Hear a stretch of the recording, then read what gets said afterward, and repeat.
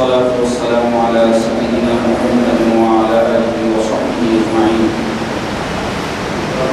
أما بعد، فأعوذ بالله من الشيطان الرجيم. بسم الله الرحمن الرحيم. إنا أنزلناه في ليلة القدر وما أدراك ما ليلة القدر. ليلة القدر خير من ألف شهر. تنزل الملائكة والروح فيها بإذن ربهم من كل أمر سلام هي حتى مطلع الفجر. صدق الله مولانا العظيم وصدق رسوله النبي الكريم. قال تعالى في شأن حبيبه: إن الله وملائكته يصلون على النبي يا أيها الذين آمنوا صلوا عليه وسلموا تسليما. اللهم صل على سيدنا شفيعنا حبيبنا ونبينا ومولانا محمد وعلى آله وصحبه وبارك وسلم. نبی سید الانبیاء کے برابر نہ پہلے کا کوئی نہ اب ہے نہ ہوگا. نبی سید الانبیاء کے برابر نہ پہلے کا کوئی نہ اب ہے نہ ہوگا. محمد کا ثانی محمد کا ہمسر نہ پہلے کا کوئی نہ اب ہے نہ ہوگا. محمد کا ثانی محمد کا ہمسر نہ پہلے کا کوئی نہ اب ہے نہ ہوگا. زلیخا کی جس پہ فدا جانتی سے وہ یوسف بڑے خوبصورت کے لیکن زلیخا کی جس پہ فدا جانتی سے وہ یوسف بڑے خوبصورت کے لیکن رخ مصطفیٰ سے ہنسی ہوئے انور نہ پہلے کا کوئی نہ اب ہے نہ ہوگا. رخ مصطفیٰ سے ہنسی ہوئے انور نہ پہلے کا کوئی نہ اب ہے نہ ہوگا. جس سے اپنے بلوایا عرش خدا پر ہوا فضل حق سے جو مہمان دعوت. خدا کی خدائی میں ایسا پیغمبر نہ پہلے کا کوئی نہ اب ہے نہ ہوگا. خدا کی خدائی میں ایسا پیغمبر نہ پہلے کا کوئی نہ اب ہے نہ ہوگا. نبی سارے محبوب ہیں کبریا کے مگر یہ سچ ہے وجود مصطفیٰ. نبی سارے محبوب ہیں کبریا کے مگر یہ سچ ہے وجود مصطفیٰ کے. حبیب خدا دونوں عالم کا دل بر نہ پہلے کا کوئی نہ اب ہے نہ ہوگا. حبیب خدا دونوں عالم کا دل بر نہ پہلے کا کوئی نہ اب ہے نہ ہوگا. حضرات خدا نہایت سلام شریف پڑھیے. اللہم صل علی سیدنا شفیعنا حبیبنا و نبینا و مولانا محمد وعلی آلہ وصحبہ وبارک وسلم. اللہم صل وسلم وبارک علی آل محمد وعلی آل محمد. عزیزو،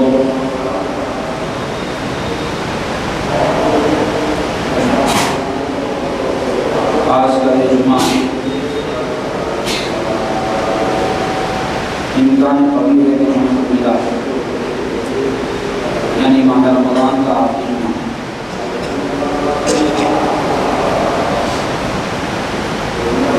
اور آئندہ جو یوم آنے والے ہیں وہ ماہ رمضان المبارک کو اپنے ساتھ لیتے ہوئے ہو گئی.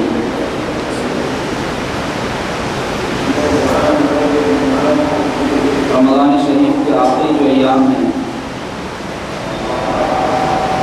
ان ایام کی فضیلت میں رسول پاک علیہ السلام کا ارشاد ہے کہ یہ عتق من النار، یعنی جہنم سے یا آگ جہنم سے یا عذاب جہنم سے رہائی کے ایام. ان آخری ایام میں رسول پاک علیہ السلام کا معمول تھا کہ حضور علیہ السلام راتوں میں کثرت سے عبادت فرمایا کرتے تھے. احادیث شریف میں ہے کہ حضور علیہ السلام کا بستر لپٹ دیا جاتا ہے، یعنی حضور بہت کم آرام فرمایا ہے. اور اپنے گھر والوں کو بھی حضور عبادت کے لیے اٹھا دیا کرتے تھے. اور حدیث شریف میں آیا ہے کہ حضور ان ایام میں کمر کس کیا کرتے تھے. کمر کسنا استعارہ ہے، کسی کام میں مستعد دکھانے. اور آخری عشرے میں رسول پاک علیہ السلام کا اعتکاف فرمانا احادیث سے ثابت ہے. و سنت مؤکدہ عدم پایا ہے۔ تو یہ سنت پاک رسول پاک علیہ السلام کی ہم کو یہ بتاتی ہے کہ اس آخر عشرے کو ہم کو کیسے اتارنا چاہیے، کیسے اس کا اہتمام کرنا چاہیے، کیسے اس میں مجاہدے کرنے چاہیے، کیسے اللہ تعالیٰ کی طرف پوری حیثیت سے رجوع ہو جانا چاہیے۔ ماہ رمضان کا ابتدائی جو حصہ ہے وہ رحمتوں والا، درمیانی حصہ مغفرتوں والا، یہ آخری حصہ عکس خلاصی والا، یعنی یہ وہ ایام ہے کہ اگر اللہ کے بندے اپنی بدعمالیوں کے سبب جہنم رسید ہونے کے حالت میں بھی وہ پہنچ گئے ہیں، تب بھی اللہ تعالیٰ ویسے بندوں کو بھی اس عشرے میں معاف فرماتے ہیں، بخش دیتے ہیں۔ لیکن اس کے لیے ضروری ہے کہ بندہ رجوع اللہ ہو جائے، اپنے رب کی جناب میں توبہ کرے، اپنے رب کی جناب میں گریہ گزاری کرے، اپنی بندگی کا اظہار کرے، حق کی عظمت کا اقرار کرے، اپنے رب کو راضی کرنے کے لیے اس کے نزدیک جو پسندیدہ اعمال ہے اس کو اختیار کرے۔ نہ یہ کہ بندہ یہ سمجھے کہ 20 دن کی عبادت میرے لیے کافی ہو گئی ہے کہ 10 دن میرے مرضی کے مطابق گزارنے کے، ان کی تیاری کرنے کے ہیں، بازاروں میں گھومنے کے ہیں، اور طرح طرح کے کھانوں سے لطف اندوز ہونے کے ہیں، دوست و احباب کے ساتھ ہنسی مذاق کرنے کے ہیں، سڑکوں کو، بازاروں کو، ہوٹلوں کو آباد کرنے کے ہیں، تو یہ بالکل الٹ معاملہ ہے۔ اور افسوس کے ساتھ یہ کہنا چاہوں گا، جو یہ حقیقت ہے کہ اس آخری عشرے میں جتنا زیادہ ہم کو مسجدوں کو آباد کرنے کی ضرورت ہے، اس کے برعکس سڑکوں، بازاروں کو، کاروباری علاقوں کو اور ہوٹلوں کو مسلمان آباد کرتے ہیں۔ اگر مسجدوں کو آباد نہیں کر سکتے، توفیق نہیں ہوئی، کوئی بات نہیں تھی، روح میں رہتے، لیکن یہ ایسا حصہ ماہ مقدس کا کہ جس میں اللہ تعالیٰ کی رحمت اپنے پورے جوش پہ ہوتی ہے، ویسے وقت میں اگر بندہ اللہ کے جناب میں رجوع نہیں ہو رہا تو کم سے کم ایسے کام کو اس سے نہیں انجام آنے چاہیے جو اللہ تعالیٰ کی ناراضگی کا باعث بنے۔ معصیت جسے کہتے ہیں، نافرمانی، اللہ تعالیٰ پر ہمارے بندے آ رجوع کر میری طرف، بندے آ توبہ کر، میں تجھ کو بخش دوں گا، تیری خطاؤں کو معاف کر دوں گا۔ اب 20 دن عبادت کرنے کے بعد ایسی صورتحال پیدا ہو رہی ہے، اس کی ایک وجہ تو غفلت ہے، بندہ یہ سمجھے کہ جو کرنا تھا میں کر لیا، اب کیا ہے۔ ایک وجہ تکبر بھی ہو سکتی ہے، بندہ یہ سمجھے کہ کافی ہو گیا میرے لیے 20 دن کا کام، جبکہ اسے پتہ ہی نہیں کہ جو کچھ اس نے باقی ایام سے پہلے کے کام ہیں، 20 دن سے پہلے جو اس نے کیے کام، وہ اللہ کے یہاں مقبول ہونے ہیں۔ وہ پتہ تو قیامت کا دن چلے گا، اس کا حساب تو قیامت کا دن ہوگا کہ جو رمضان کے اس سال کے ہو یا اس سے پہلے کے سالوں کے رمضان کے عبادات ہمارے یا امور خیر یا جو بھی زندگی کی ہماری نیکیاں ہیں، بھلائی کے کام ہیں جو ہم نے انجام دیے ہیں، وہ اللہ کی جناب میں مقبول ہوں گے یا نہیں ہوں گے، وہ فیصلے کا دن قیامت کریں گے۔ تو پھر کیسے ہم بے پرواہ ہو جائیں، کیسے ہم بے باک ہو جائیں یہ سمجھ کے کہ ہم نے جو کر لیا ہے ہمارے لیے کافی ہے۔ اللہ کے محبوب بندے انبیاء اور اولیاء، انبیاء کا تو معاملہ یہ ہے کہ اللہ کے ایسے محبوب بندے ہیں کہ کسی کی شفاعت کر دے تو اللہ تعالیٰ قبول فرمائے، کسی کے حق میں اللہ کی جناب میں سفارش کر دیں تو اللہ تعالیٰ اس کی بخشش فرما دے، اس کی خطاؤں کو معاف فرما دے۔ ویسے بندے ان کا عالم یہ تھا کہ اللہ تبارک و تعالیٰ کی جناب میں ہمیشہ خائف رہتے تھے کہ نہیں معلوم خاتمہ کیسا ہو جاتا ہے، اختتام زندگی کا ایمان پر ہوتا نہیں معلوم، ایسی پرواہ اللہ کے اولیاء کو لگی رہتی، حالانکہ ان کی زندگیاں ساری اللہ تعالیٰ کی طاعت میں گزرتی اور اس حال میں گزرتی تھی جیسا اللہ تعالیٰ نے قرآن میں فرمایا ہے، وَعِبَادُ الرَّحْمَنِ الَّذِينَ يَمْشُونَ عَلَى الْأَرْضِ هَوْنًا وَإِذَا خَاطَبَهُمُ الْجَاهِلُونَ قَالُوا سَلَامًا وَالَّذِينَ يَبِيتُونَ لِرَبِّهِمْ سُجَّدًا وَقِيَامًا۔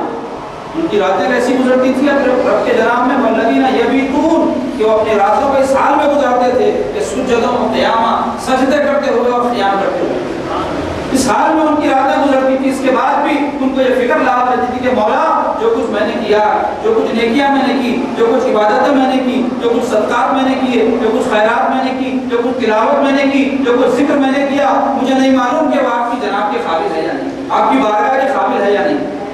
اور اگر ہم 20 دن کی عبادتیں کر کے یہ سمجھ لیں گے یہ کافی ہو گئی اور ابھی سچرے میں ہم کو انجوائے کرنا چاہیے، تو یہ بہت بڑی غلط فہمی ہے، بہت بڑا دھوکہ ہے جو اپنے آپ کو دے رہے ہیں۔ صحیح موقع تو یہ ہے کہ جو 20 دن کی عبادت ہم نے کی ہے اس کو ان ایام میں اللہ کی جناب میں رو رو کر مقبول کروا لیں، اللہ کی جناب میں گڑ گڑا کر اس کو قبولیت کے مقام پر پہنچانے کی کوشش کریں، نہ کہ یہ سمجھیں کہ وہ 20 دن کی ہماری عبادتیں کافی ہو گئی، روزے کافی ہو گئے۔ لوگوں میں مختلف قسمیں میں نے دیکھا ہے، کوئی تو سمجھتے ہیں کہ ایک عشرے کی عبادت کافی ہے میرے لیے، 10 دن تراویح پڑھ لی ہے، قرآن سن لیا، اور اس کے بعد سمجھتے ہیں کہ آزاد ہو گیا، چاہے کاروبار میں لگ جاؤ، چاہے دنیا داری میں لگ جاؤ۔ کئی تو ایسے ہوتے ہیں روزے بھی چھوڑ دیتے ہیں، فرض ہے۔ کئی ایسے ہیں فرض کو نہیں چھوڑتے، تراویح کو ضروری نہیں سمجھتے۔ کئی ایسے ہیں تراویح بھی پڑھ لیتے ہیں لیکن یہ سمجھتے ہیں کہ اپنے مصروفیات بازاروں کے اور جو ہے دنیا کے وہ زیادہ اہم ہیں۔ تو یہ کیا ہے؟ غفلت ہے، یہ محرومی ہے۔ اللہ تعالیٰ ان باتوں سے ہم تمام کو محفوظ رکھے۔ آخری عشرے کے سرکار پاک صلی اللہ علیہ وسلم کے معاملات کیا اس کو میں نے مختصر آپ کے سامنے بیان کیا۔ آخری عشرے کی فضیلت کیوں ہے دوستو؟ اس لیے کہ اس آخری عشرے میں اللہ تبارک و تعالیٰ نے شب قدر کو پوشیدہ رکھا ہے۔ شب قدر لیلۃ القدر اس کو عربی میں کہتے ہیں، ہماری زبان میں اس کو شب قدر کہتے ہیں، قدر کی رات۔ اس کی بڑی فضیلت ہے، اس کی اتنی فضیلت ہے کہ قرآن مجید میں اللہ تعالیٰ نے کسی رات کے متعلق سورہ نہیں اتارا، صرف کسی رات کے متعلق اتارا، رات کے متعلق سورہ کلام الہی میں، وہ کتاب میں جو اللہ کی آخری کتاب ہے، وہ کتاب جو سب سے عظمت والی کتاب، وہ کتاب جو سب سے بزرگی والی کتاب، وہ کتاب جو سرچشمہ ہدایت ہے، وہ کتاب جس پر ایمان لائے بغیر کسی کی نجات نہیں ہو سکتی، وہ کتاب جس سے تعلق جوڑے بغیر حتی خود کسی کو نصیب نہیں ہو سکتا، وہ کتاب کہ جس کی محبت دل میں نہ ہو تو وہ رسول پاک علیہ السلام کا خود نصیب نہیں کر سکتا، حاصل نہیں کر سکتا۔ تو وہ کتاب میں اللہ تعالیٰ سورہ قدر اس رات کے نام کے ساتھ ایک سورہ نازل فرمایا اور اس میں ارشاد ہو رہا ہے انا انزلناہ فی لیلۃ القدر، ارشاد ہو رہا ہے بے شک ہم نے اس کو، یعنی قرآن مجید، انا انزلناہ کی ضمیر قرآن کی طرف، انا انزلناہ فی لیلۃ القدر، ہم نے اس کو قدر کی رات میں نازل کیا ہے۔ وما ادراک ما لیلۃ القدر، اللہ تعالیٰ سوالیہ طور پر ارشاد فرمایا تم کو کیا پتا ہے کہ لیلۃ القدر کیا ہے؟ یہ اس واسطے پوچھ رہے ہیں کہ واقعہ ہم کو پتہ ہی نہیں چلتا اگر اللہ تعالیٰ نہ بتا، کسی کو پتہ ہی نہیں تھا کہ یہ قدر کی رات ایسی عظمت والی رات ہے۔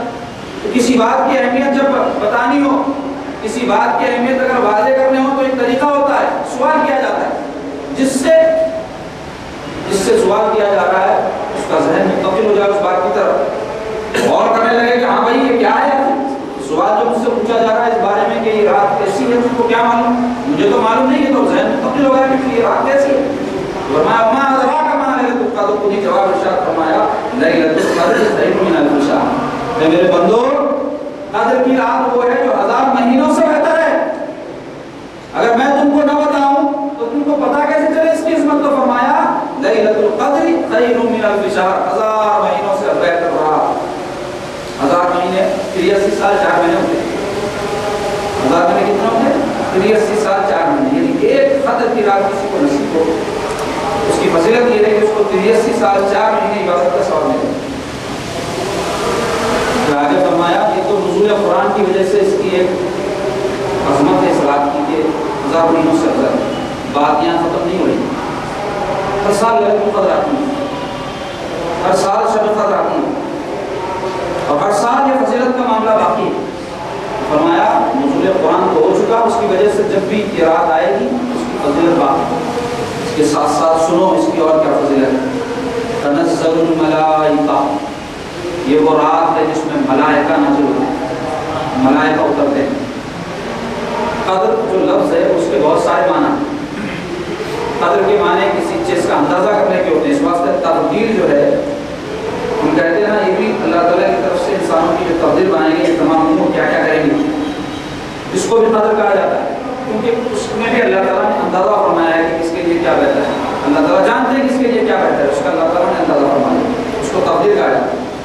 ایک معنی قدر کے تنگی کے بھی آتے ہیں، تنگی جگہ کی تنگی، کپڑے تنگ ہو گئے کہتے ہیں نا تنگی، تو اس کے معنی تنگی کے جو آتے ہیں اس معنی میں آتے ہیں، مفسرین کہتے ہیں کہ اتنے زیادہ ملائکہ آسمان سے نازل ہوتے ہیں کہ زمین پر تنگی ہو جاتی ہے، اب ملائکہ کے اترنے کی جگہ نہیں رہتی، اتنے نازل ہوتے ہیں۔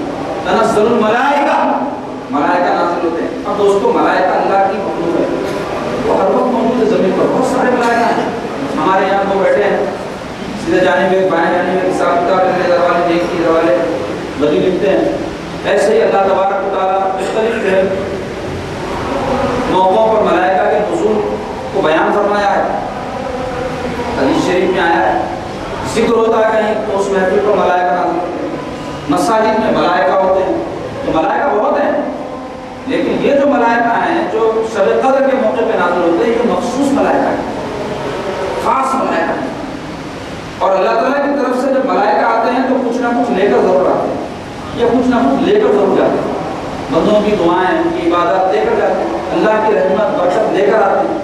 عام وقت میں بھی معاملہ یہ چلتا رہتا ہے، حدیث شریف میں تہجد کی نماز جب بندہ پڑھتا ہے تو اللہ تعالیٰ کی جو ہے رحمت آسمان اول پر ہوتی ہے، ملائکہ اس کے جو ہے اور رحمتیں نازل کرتے ہیں، علم سیکھنے کوئی جاتا ہے تو ملائکہ اس پر رحمتیں نازل کرتے ہیں، کر بچھا دیتے ہیں۔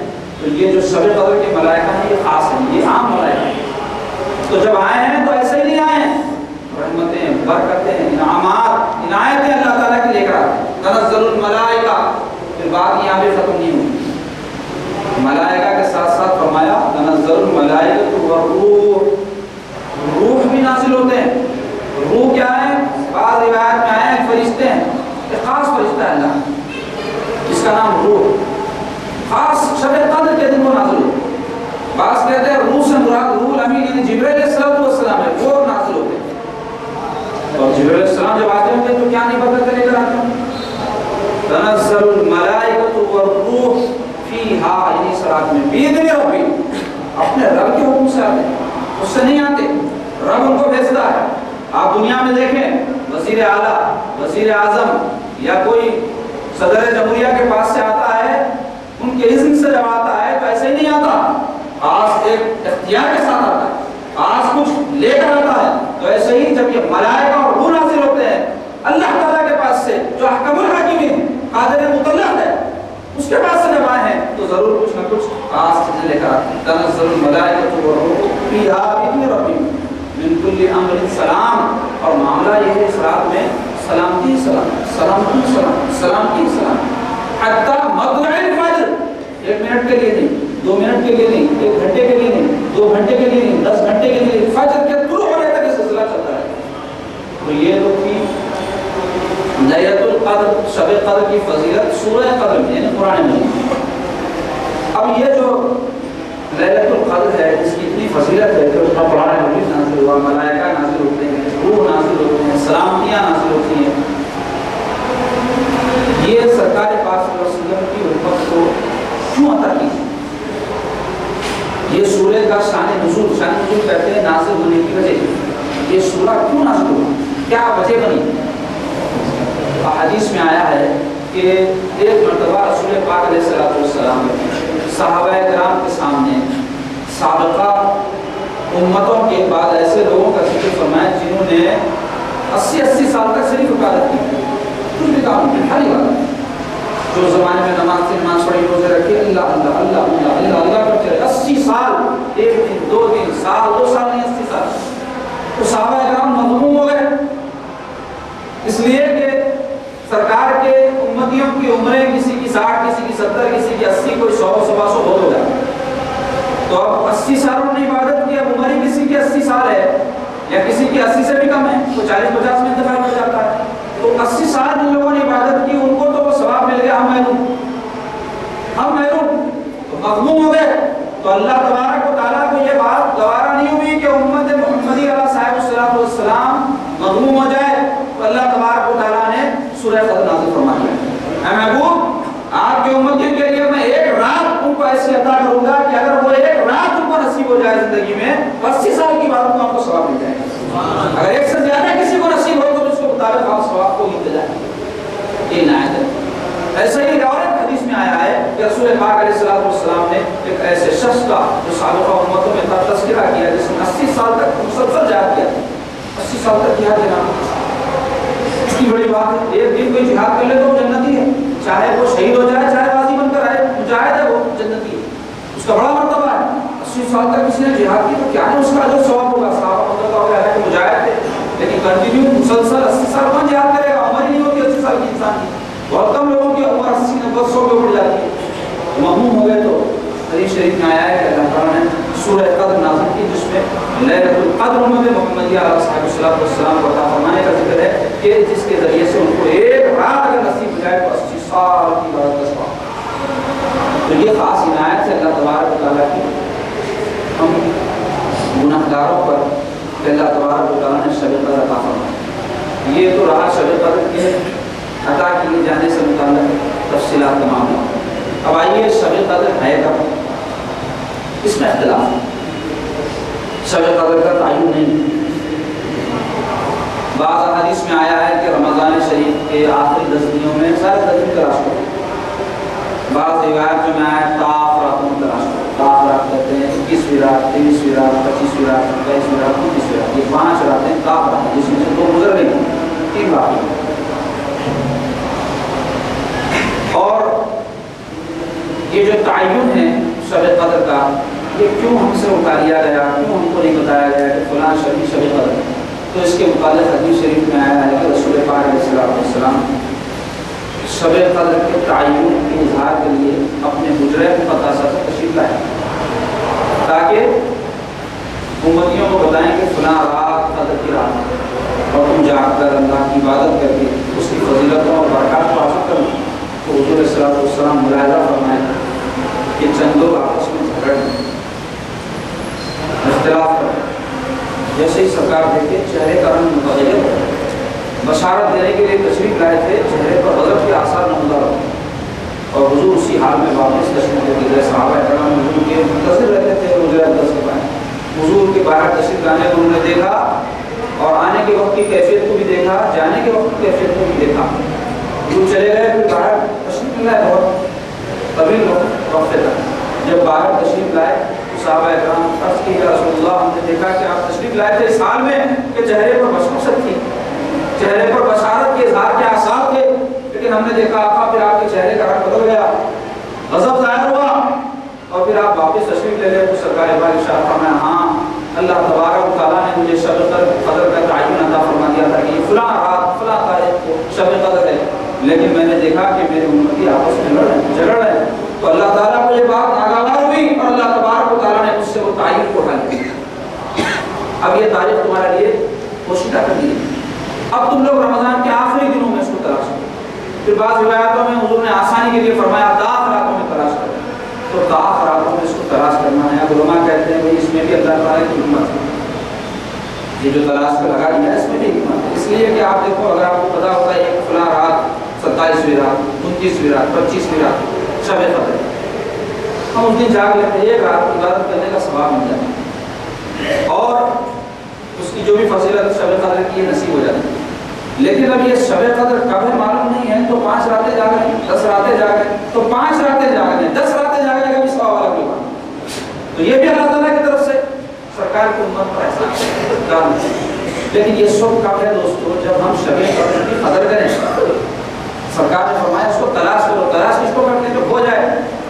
تو شب قدر چونکہ مخفی کر دی گئی ہے، چھپا دی گئی ہے ہمارے لیے، تاریخ کا تعین نہیں کیا گیا ہے، اس لیے اس کو تلاش کرنا ہے. اب تلاش کیسا کرنا؟ تلاش پوری جستجو کے ساتھ کرنا. حدیث پاک میں اللہ کے حبیب صلی اللہ علیہ وسلم فرماتے ہیں من قام لیلۃ القدر ایمانا واحتسابا غفر له ما تقدم من ذنبه. فرماتے ہیں آپ علیہ السلام من قام لیلۃ القدر، جس نے لیلۃ القدر میں قیام کیا. قیام سے مراد جانا، عبادت کرنا، تلاوت کرنا، ذکر کرنا، استغفار کرنا. اور لیلۃ القدر کی خاص دعا بی بی عائشہ صدیقہ رضی اللہ عنہ سے روایت ہے، سرکار سے پوچھی یا رسول اللہ اگر لیلۃ القدر مجھ کو نصیب ہو جائے تو میں کیا دعا کروں؟ تو سرکار نے بات فرمایا یہ دعا کرو عائشہ اللہم انک عفو تحب العفو فاعف عنی. کیا دعا ہے؟ اللہم انک عفو، اے اللہ آپ بڑے بخشنے والے ہیں، بڑے معاف فرمانے والے. اللہم انک عفو تحب العفو، اور آپ معاف کرنے کو بھی پسند فرماتے ہیں، معاف بھی کرتے ہیں، معاف کرنے کو پسند بھی فرماتے ہیں. فاعف عنی، بس آپ مجھے معاف فرمائیں. یہ دعا کثرت سے کرو. ذرا غور کرو شب قدر کے لیے کیا دعا بیان کی ہے. ایک تو اللہ تبارک و تعالیٰ سے معافی طلب کرو، دوسرے اللہ کو پسند ہے معاف کرنا، لوگوں کو معاف کرو، معاف کرو. ہمارے دین میں عفو و درگزر کی بڑی اہمیت ہے۔ حدیث پاک میں آیا ہے کہ یہ ماہ رمضان مواسات کا مہینہ ہے۔ مواسات کہتے ہیں لوگوں کی غمخواری کرنے کا۔ غمخواری میں مالی مدد بھی شامل حال ہو سکتی ہے، یا پھر آپ ان کی کوئی سفارش کسی کی کر کے مدد کر سکتے ہیں، کسی کی جو ہے قولی فعلی کچھ بھی مدد کر سکتے ہیں۔ لیکن سب سے آسان کام یہ کر سکتے ہیں کہ اگر آپ کسی سے ناراض ہیں تو اس کو معاف کریں۔ کچھ بھی نہیں جاتا اس سے، نہ کچھ خرچ ہوتا، نہ کچھ دینا ہے، نہ کچھ لینا ہے، کرنا کیا ہے؟ خالی معاف کر دینا ہے، دل سے قدرت کو دور کر دینا، دل سے کینہ کو دور کر دینا، دل سے بغض کو دور کر دینا۔ اللہ تعالیٰ کو یہ پسند ہے کیونکہ اللہ تعالیٰ خود بندوں کو معاف فرماتے ہیں، اور ایسے بندے کو پسند فرماتے ہیں جو اللہ کے بندوں کو معاف کرتا ہے۔ تحب العفو فاعف عنی بھی دعا کرو، اللہ مجھے بھی معاف کرو، میری خطاؤں کو معاف کرو۔ تو سرکار کیا فرمایا؟ من قام لیلۃ القدر ایمان و احتساب، ایمان کے ساتھ اور احتساب کے ساتھ، ایمان کی یقین اللہ تعالیٰ کی اجر و ثواب کے لیے جو کوئی شب قدر میں عبادت کے ساتھ گزارے گا، اللہ تبارک و تعالیٰ اس کے سابقہ سارے گناہوں کو معاف فرما دے گا۔ اور ایک حدیث میں آیا وہ ایسے ہو جائے گا جیسے ماں نے اس کو جنا، بچہ جب کوئی جانا جاتا ہے تو کوئی گناہ اس سے نہیں ہوتا، مکلف جب ہوتا ہے، بڑا ہوتا ہے، عقل آتی ہے، جب غلطی کرتا ہے تو وہ غلطی کی اس کو سزا نہیں۔ چھوٹے بچوں کو کوئی غلطی کرتے کہتے چھوٹا بچہ ہے چھوڑو، عقل نہیں ہے، سمجھ نہیں ہے، تو ایسے پاک ہو جائے گا گناہوں سے جیسے اس کی ماں نے اس نے آیا نہیں، کوئی گناہ باقی نہیں ہے۔ تو یہ لیلۃ القدر کی فضیلت، یہ اس کے تعین سے متعلق تفصیل میں نے آپ کے سامنے اس واسطے رکھی دوستو، تاکہ اس آخر اشرے کی ہم قدر کریں، شب قدر کی قدر کریں۔ 3 تاخراتیں ابھی رہ گئی ہیں، اللہ توفیق دے تو راتوں کو اپنے رب کی جناب میں گڑگڑاؤ، توبہ کرو، استغفار کرو۔ اللہ تعالیٰ بڑے مہربان ہیں، اللہ تعالیٰ بڑے بخشنے والے ہیں، اللہ تعالیٰ بڑے کریم ہیں، اللہ تعالیٰ بڑے رحیم ہیں، اللہ تعالیٰ بڑے عنایت والے ہیں، اللہ تبارک و تعالیٰ بڑے کرم والے ہیں۔ اللہ تعالیٰ کا اس سے بڑھ کر کرم ہم پہ کیا ہونا ہے کہ اللہ نے اپنے محبوب کا ہم کو امتی بنا دیا، سرکار پاک کا ہم کو غلام بنا دیا، کہ جن کے امتی بننے کے بعد ہمارے لیے صرف رحمت ہی رحمت، برکت ہی برکت ہے، انعامات انعامات، بخشش ہی بخشش ہے۔ ایسے آقا کا اللہ نے ہم کو امتی بنایا۔ اللہ تعالیٰ بڑے رحم کرنے والے ہیں۔ حدیث شریف میں آیا ہے، اللہ کے حبیب صلی اللہ علیہ وسلم فرماتے ہیں اللہ تعالیٰ کی رحمت کے 100 حصے، اس رحمت کے 100، تو اللہ تعالیٰ نے کیا کیا کہ ایک حصہ رحمت زمین پر نازل فرما دی اور 99 حصے رحمت کے قیامت کے دن کے لیے اٹھا کے رکھے، قیامت کے دن کے لیے۔ اور ایک حصہ رحمت کا جو اللہ نے زمین پر بھیجا، سرکار فرماتے ہیں اسی کے اثر سے ماں کے دل میں ممتا ہے اپنی اولاد کے لیے، اور جانوروں کے دل میں اپنے بچوں کے لیے محبت ہے، اور تم ایک دوسرے سے جو شفقت اور محبت کرتے ہو اسی ایک حصہ رحمت کا اثر۔ اور قیامت کے دن اللہ تعالیٰ ان 99 حصے رحمت کو اور اس ایک حصہ رحمت کو ملا دے گا اور ساری مخلوق کو اس کو تسلیم کرے گا، تو سوائے ازلی بدبخت کے کوئی اس سے محروم نہیں رہے گا۔ آپ بخشا ہے، ایسے مہربان اللہ، ایسے مہربان اللہ تعالیٰ۔ دیکھو حدیث شریف میں آیا ہے قیامت کے دن ایک بندہ جو ہے اللہ کی جناب میں پیش کیا جائے گا، حساب کتاب دیا جائے گا، حساب کتاب دے، اس کے نامہ عمل کو کھولا جائے گا۔ نامہ عمل ان اکاؤنٹ دنیا میں جو کرے ہم نے کیا عمل میں اس کا حساب، حد نگاہ تک اس کا نامہ عمل ہو، حد نگاہ جہاں تک نکال جائے گی وہاں تک اس کی عمل، ساری زندگی کی عمل ہے بھائی، 60 سال 70 سال جو بھی زندگی اس کی ساری زندگی کی عمل۔ اور اس کے بعد تعالیٰ فرمائیں گے میرے بندے یہ جو تیرے اعمال ہیں اس کے بارے میں کیا کہتا ہے، مولا کیا اس کے سامنے ہے۔ اس کے بعد تعالیٰ فرمائیں گے کیا تو فرشتوں کے بارے میں شکوہ کرتا ہے کہ انہوں نے جو غلطی کی کرے گا مولا نے کوئی عذر ہے تیرے پاس؟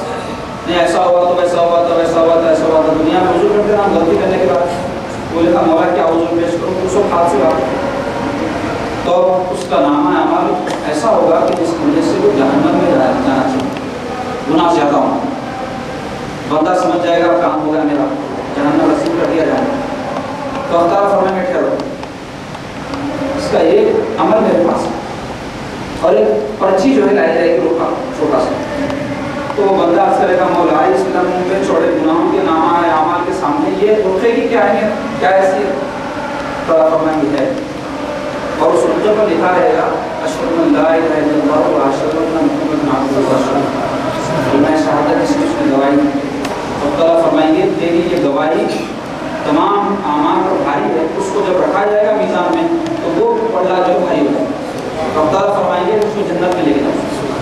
اس دن ایک یہ عمل توحید کا کی وجہ سے میں نے اس کو وقت کیا. ایسا مہربان اللہ رحمت حق بہانہ بھی چھوڑے. اللہ کی رحمت تو بہانہ ڈھونڈ کے ہے. ایسے ہی حدیث شریف میں آیا ہے ایک گناہگار بندے کو جہنم میں بھیج دیا جائے گا. 1000 سال وہاں پڑا رہے گا وہ 1000 سال. دوستو کبھی کسی کو چھڑکا لگ جائے تھوڑا سا اس کی جنت کا احساس تو ہر ایک کو ہم نے تجربہ ہے زندگی میں ضرور ایک آدھ مرتبہ تو کسی کو چھڑکا لگائی ہوگا. گھنٹوں رہتی ہے ایک سیکنڈ کے چھڑکے کی تاثیر. 1000 سال جب جہنم میں رہے گا تو کیا اثر ہوگا. پھر وہ اللہ کی جناب میں عرض کرے گا یا حنان یا منان. اللہ تعالیٰ کے اسماء ہے. تو اللہ تعالیٰ کا حکم ہوا جبرائیل اس کو جہنم سے نکالنا. اس کو نکال کر آگے خداوندی میں پیش کیا جائے گا. تو آپ پوچھیں گے اے میرے بندے جہنم کیسی دکھی؟ تو اس کہے گا مولا بڑی خطرناک جگہ بڑی خطرناک جگہ. تو دوبارہ لے جا کے ڈالو. اس کو فرشتے لے کر جاتے رہیں گے. پلٹ کر دیکھے گا. کیا کرے گا؟ پلٹ کر دیکھے گا. تو اللہ تعالیٰ بندے سے پوچھیں گے اے بندے کیوں پلٹ کر دیکھا؟ تو اس کہے گا مولا مجھے یہ امید تھی تیری رحمت سے کہ ایک مرتبہ جہنم سے جب نکال لیا جاؤں گا دوبارہ نہیں ڈالا ہوا. تو یہ سن کے اللہ تعالیٰ فرمائیں گے اچھا میری رحمت کا امیدوار ہے حکم ہوگا فرشتوں کو جنت میں ڈال دو. لے جائے جنت میں ڈال. ایسے مہربان ہے مولا. ایسی عنایت والے ہیں مولا تعالیٰ. ایسی کرم والے ہیں مولا تعالیٰ. ایسی سخاوت والے ہیں مولا تعالیٰ. حدیث شریف میں آیا ہے قیامت کے دن بندوں کے فیصلے ہوں. ایک بندے کا حساب لیا جائے گا. ایک نیکی کم پڑے گی جنت میں جانے کے لیے. ایک نیکی. تو اللہ تعالیٰ فرمائیں گے جا اس کے پاس سے مانگ کے لاتا اللہ جائے گا. وہ اماں کے پاس جائے گا باپ کے پاس جائیں گے بھائیوں کے پاس جائے گا. لیکن منظر کیا ہوگا قیامت کا اللہ تعالیٰ قرآن میں بیان فرمائیں یوم یفر المرء من اخیہ وامہ وابیہ وصاحبتہ وبنیہ. کیا منظر ہوگا قیامت کے دن؟ آدمی بھاگے گا. یوم یفر المرء من اخیہ بھائی سے بھاگے گا. امہ وابیہ اپنے ماں اور باپ سے بھاگے گا. وصاحبتہ وبنیہ اپنے دوستوں اور اپنی اولاد سے بھاگے گا. کہاں پکڑتے ہی کچھ بھی مانگتے ہیں. کہاں پکڑتے نیکیاں مانگتے ہیں. نیکیاں ہی اس دن چلیں گی. سب بھاگیں گے ایک دوسرے سے. وہ منظر ہوگا کہ بندہ بھاگتا پھر رہا ہے نشر بھاگتا پھر رہا ہے. کوئی ایک نیکی دے دے کوئی ایک نیکی دے دے. ایک شخص ملے گا پوچھے گا کیا ہے کیوں پریشان ہے؟ تو بولے گا بھائی ایک نیکی کی ضرورت ہے نہیں مل رہی. تو وہ کہے گا میرے پاس ایک ہے ضرورت. بولے گا پھر تمہارا کیا؟ تو انہیں بولے گا میرے پاس ایک ہی ہے اس کی وجہ سے تو میں جنت میں جا نہیں سکتا. انفسکم عزیز علی ما عنتم حریص علیکم. تم پر حرص کرنے والے بالمؤمنین رؤوف رحیم اور مومنوں پر مہربان اور رحم فرمانے والا. ایسے آقا تمہیں تشریف لائے. تو خداوند کریم اور محمد بھی کریم. خداوند کریم اور محمد بھی کریم. دو کریموں میں گناہگار کی منائی. دو کریموں میں گناہگار کی منائی. کیسے میرے آقا مہربان امت پہ آپ اندازہ لگاؤ. ایک مرتبہ ایک شخص حضور کی خدمت میں آئے. آ کے بولے یا رسول اللہ میرے سے خطا ہو گئی. میرے سے غلطی ہو گئی. میرے سے گناہ ہو گیا. سرکار ارشاد فرمایا کیا گناہ ہوا مجھ سے؟ بولے یا رسول اللہ میں حالت روزہ میں بیوی سے جمع کر لیا. تو اس سے کیا ہوتا روزہ ٹوٹ جاتا اور قضا اور کفارہ دونوں کرنا. تو کفارے کا حکم کیا ہے؟ غلام آزاد کرنا. یہ نہیں ہو سکتا تو 60 جو ہے مسکینوں کو 2 وقت کا کھانا کھلانا. تو 60 متواتر روزے رکھنا. یہ کفارے کا حکم ہے. تو ہم بولے یا رسول اللہ جیسے غلطی ہو گئی کیا کروں؟ تو سرکار کفارے کا حکم بیان فرمائیں. ایسا کرو ایسا کرو ایسا کہ تم ایک غلام آزاد. تو عرض کیا رسول اللہ میں غریب مسکین آدمی ہوں. میرے پاس کہاں سے غلام ہے کہاں سے آزاد کرو؟ تو سرکار فرمایا ٹھیک ہے ایک کام کرو تم 60 جو ہے متواتر روزے رکھو. بولے یا رسول اللہ طاقت ہمت نہیں ہے میرے. تو فرمایا ٹھیک ہے 60 مسکینوں کو 2 وقت کا کھانا کھلا دو. بولے یا رسول اللہ وہ بھی پیسے نہیں. تو سرکار فرمایا تھوڑی دیر بیٹھ جا دیکھتا ہوں اگر کوئی کچھ لے کے آئے خدمت میں تو میں تیرے کو دیتا ہوں صدقہ کرنے. تو ایک ٹوکری آقا علیہ الصلوۃ والسلام کی خدمت اقدس میں کھجور کی ہدیتاً کسی نے پیش کی. سرکار اس کو بلائے حاضر خدمت ہوا. حضور ٹوکری عنایت فرما کے ارشاد فرمائے لے جا غریبوں میں تقسیم کر دے. تو عرض ہوا یا رسول اللہ یہ 2 پہاڑوں کے بیچ میں میرے سے زیادہ غریب کوئی بھی نہیں ہے. مجھ سے زیادہ مستحق کوئی نہیں ہے. تو سرکار فرمایا ٹھیک ہے ایسا ہے تو جا یہ تو اور تیرے بچے استعمال کر لیں. سبحان اللہ. ایسے مہربان ہے میرے آقا. ایسا رحم فرمانے والے میرے آقا کہ راستے سے گزر رہے ہیں. حضور نے دیکھا چھلکے پڑے ہوئے ہیں گھر کے سامنے پھل کے. گھر پہ دستک کی حضور جب وہ شخص دیکھا کہ سرکار سراپا رحمت گھر پہ کھڑے ہیں تو اس کا اترا یا رسول اللہ آپ مجھے اللہ حکم فرماتے تو میں حاضر ہوتا ہوں. فرمایا میں یہاں سے گزر رہا تھا, میں نے دیکھا اس سے یہ پڑھے کہ آپ لوگوں نے یہ پھل کھائے. رسول اللہ یہاں رسول اللہ میرے بچوں نے یہ پھل کھائے تھے. انہوں نے فرمایا کہ ایسا چھلکے بندہ رکھو, اگر کوئی چیز کھاؤ تو اس کے کچرے کو تم لوگوں کی نظر میں مت آنے دو, ان کے بے ہمت میں کئی غریب لوگ ہیں, استاد مجبور ہے, ان کو یہ چیزیں میسر نہیں ہے. اس کو دیکھ کر ان کو جو ہے حسرت ہوتی ہے, ان کو خیال ہوگا کہ ہم کیوں اس سے محروم ہیں, اس کو چھپاؤ. لیکن دوستوں ذرا غور کرو, آقا کو حکم دے رہے ہیں کہ تم نعمتیں استعمال بھی کرو تو دکھاوا مت کرو, تاکہ جس کے پاس نہیں ہے اس کو تکلیف ہو جائے گی. آج عالم یہ ہے کہ اس میں دکھاوے پہ ہمارے زندگیاں, شادیاں کرے دکھاوا, دعوتاں کرے دکھاوا, ہر چیز میں دکھاوا. یہ زندگیوں کو خراب کر دیتا ہے. اس سے بچنے کی ضرورت ہے. ہمارا دین ہم کو اخلاص کی تعلیم دیتا ہے, ہمارا دین ہم کو سادگی کی تعلیم دیتا ہے. زندگی ایسی گزارو جس سے اللہ رسول راضی ہو جائیں. ارے دنیا کو دکھائیں گے تو کیا دینے والی ہے یہ دنیا؟ تو مر جانے کے بعد خبر میں آنے والا ہے, ہمارا ساتھ دینے والا ہے, عذاب ہم کو تخفیف کرائے گا. ارے اگر ہم اللہ والوں سے اپنا تعلق جوڑے رکھیں گے, اللہ رسول کی محبت ہمارے دل میں رہے گی, اعمال صالحہ کرتے ہوئے زندگی گزاریں گے, تو امید ہے اللہ کی رحمت سے کہ یہ چیزیں ہماری قبر میں کام آئیں گی.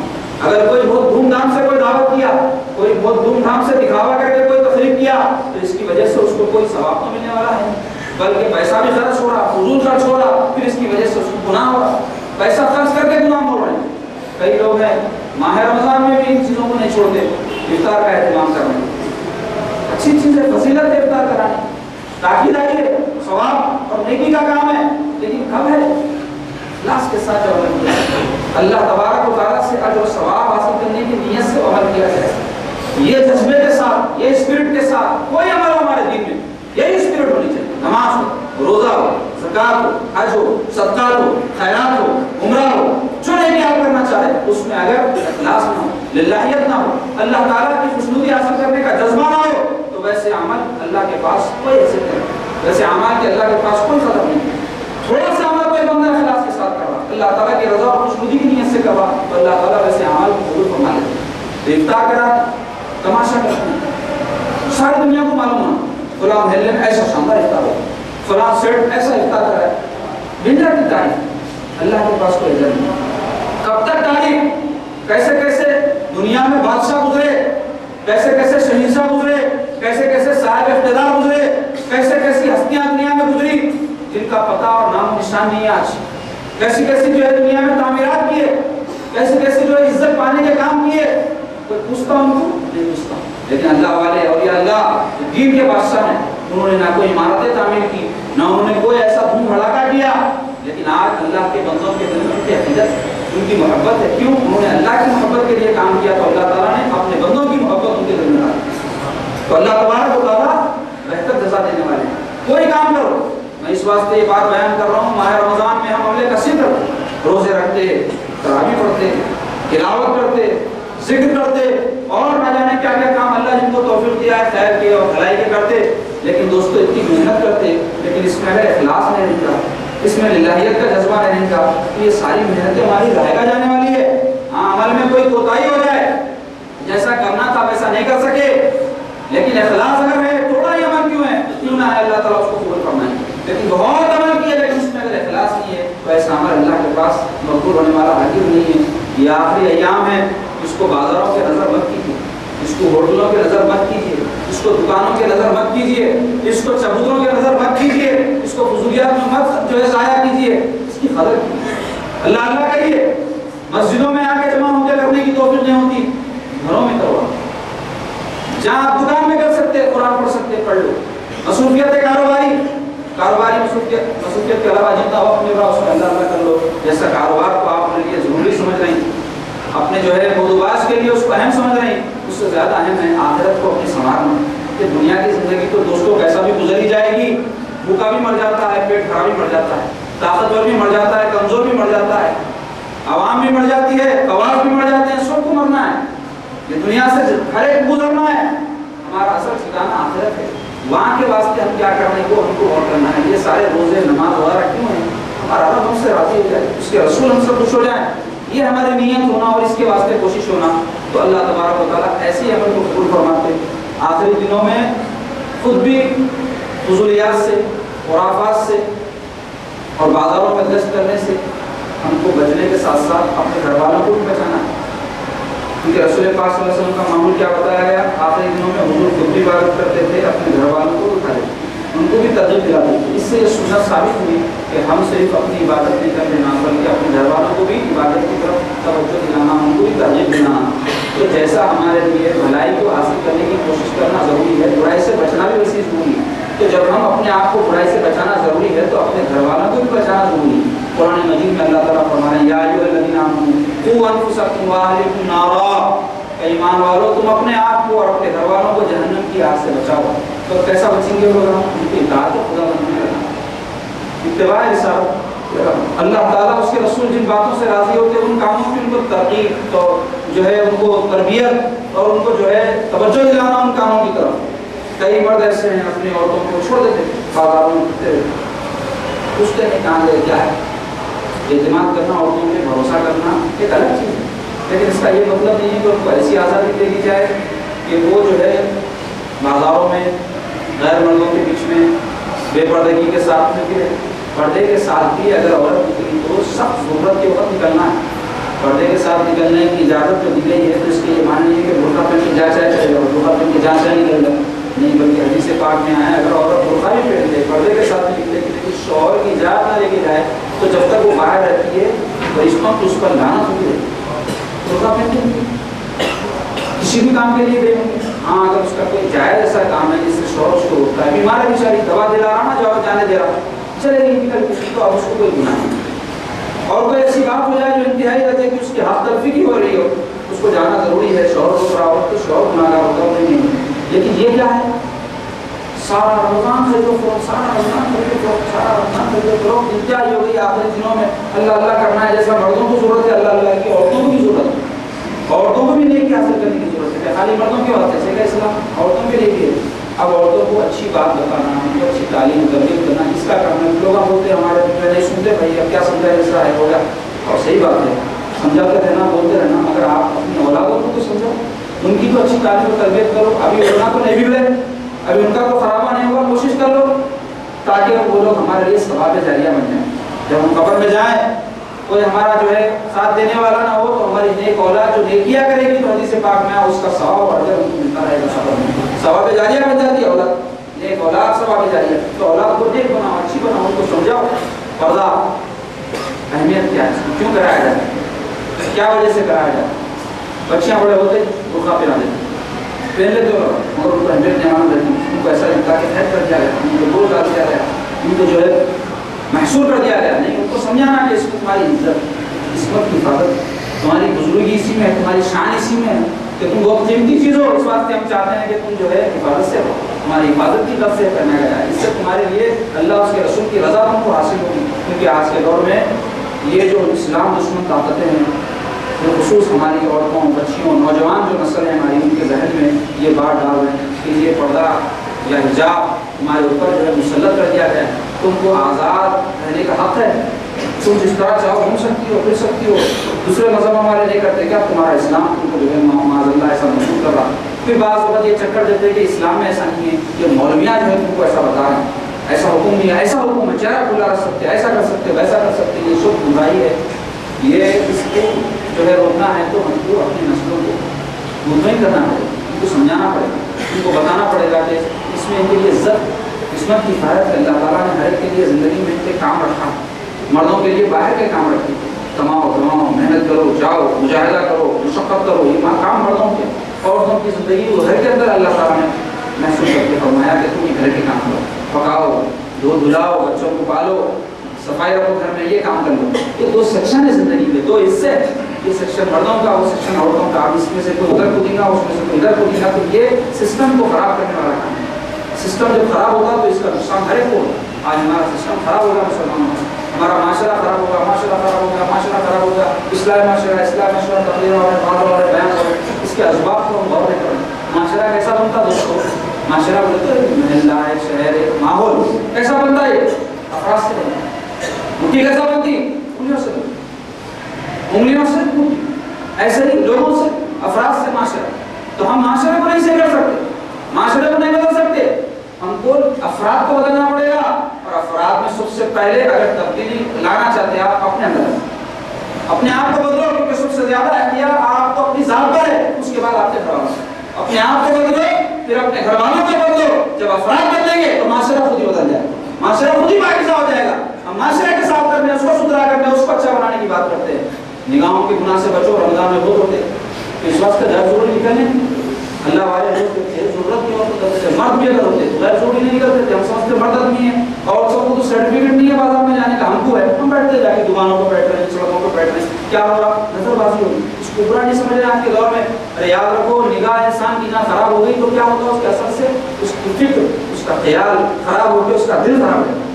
دل آدمی کا گندا ہو گیا تو پھر سرکار فرماتے ہیں کہ انسان کے جسم میں گوشت کا ڈھوکڑا ہے، جب وہ سمڑ جاتا ہے تو سارا جسم سمڑ جاتا، جب وہ بگڑ جاتا ہے سارا جسم بگڑ جاتا۔ اور سرکار فرماتے ہیں جو ہے گوشت کا ڈھوکڑا دل، انسان کی اصل دل ہی ہے، یہ عادت دل کے تابع ہے۔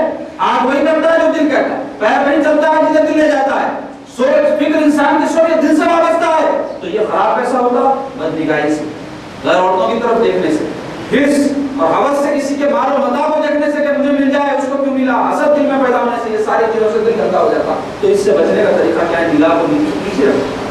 اللہ تعالیٰ قرآن مجید میں فرمایا قل للمؤمنین، اے محمد صلی اللہ علیہ وسلم فرما دیجئے مومن مردوں سے یغضوا من ابصارہم، اپنی نگاہوں کو نیچے رکھیں، ویحفظوا فروجہم، اور اپنی شرمگاہوں کی حفاظت کریں۔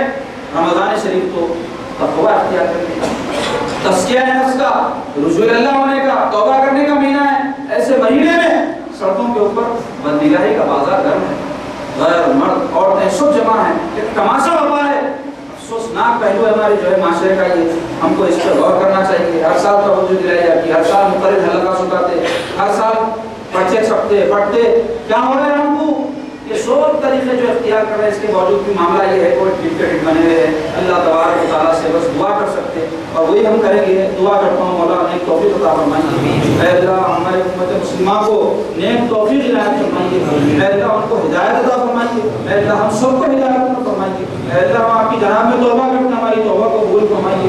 اے اللہ آپ اتنے مہربان ہیں، آپ اتنے بخشنے والے ہیں، پھر بھی ہم آپ کی نافرمانی کرتے ہیں، آپ کی معصیت کاری کرتے ہیں مولا، لیکن آپ پھر بھی بخشے جاتے ہیں مولا۔ ہم کو اس بات کی توفیق بخشی ہے کہ ہم آپ کی معصیت کاری سے اپنے آپ کو بچائے رکھیں، آپ کی نافرمانی سے اپنے آپ کو بچائے رکھیں مولا۔ اس ماہ مقدس میں جو آپ کی خاص عنایات ہے، جو آپ کی خاص بخششیں ہیں، ہم کو عطا فرمائیے۔ اے اللہ رحمت عام ہے مولا، بس آپ کی طرف پوری توجہ کرنے کی ضرورت ہے، اس کی توفیق عنایت فرما دیجیے مولا۔ ہم نے جو کچھ عبادات کی ہیں اس کو قبول فرمائیے، ہمارے نمازوں کو، ہمارے روزوں کو، ہمارے صدقات کو، ہمارے خیرات کو، ہماری تلاوت کو، ہماری تراویح کو، اور جو اعمال میں خیر کے کیے اس کو قبول فرمائیے۔ اے اللہ آپ تھوڑے عمل پر زیادہ جزا دینے والے ہیں، اے اللہ ہمارے خطاؤں کو بخش کر، اے اللہ ہماری دنیا اور آخرت کو بہتر بنا دیجیے۔ اے اللہ مسلمانوں میں اتحاد و اتفاق پیدا فرمائیے، امت مسلمہ کی جان و مال عزت و آبرو کی حفاظت فرمائیے۔